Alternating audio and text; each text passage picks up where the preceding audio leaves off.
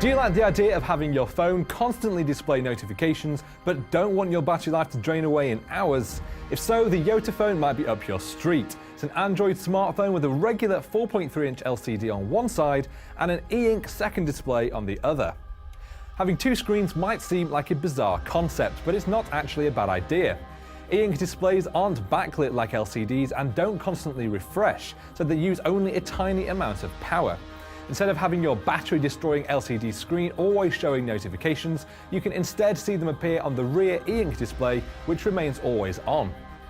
The second screen's not just for notifications either.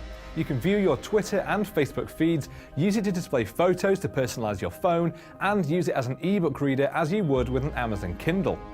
Certainly an interesting idea, but the Yotaphone is far from perfect. For one, the e-ink display is pretty poor quality, making small text look fuzzy, and it has a nasty habit of showing a faint ghost of the previous image every time it refreshes. Crucially though, there's very little software that's designed to work with the second screen. Yotaphone has access to its own ebook store, but it's woefully understocked, and more popular services like Kindle or Kobo won't work properly on the e-ink screen.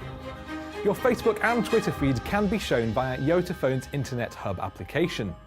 It shows a very basic feed which you need to load up on the main screen before flipping around to the back, which is the rather clunky process. I also found the feeds wouldn't automatically update with new posts. There's a Notes app that will show up on the back, which I found quite handy for keeping shopping lists permanently on screen while trawling the food aisles. The rest of the phone isn't going to excite the serious tech fans among you.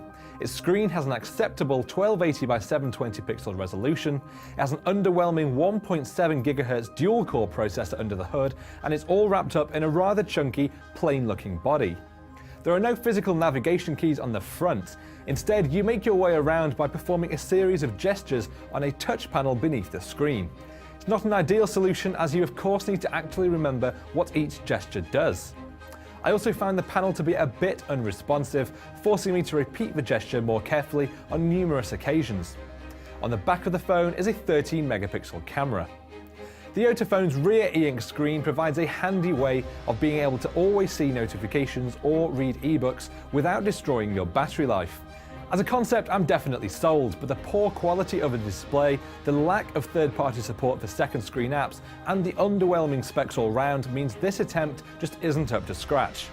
If Yotaphone can use a better quality e-ink display and work much more closely with developers, its next generation device might well be worth checking out. I'm Andrew Hoyle for CNET, and this is the Yotaphone.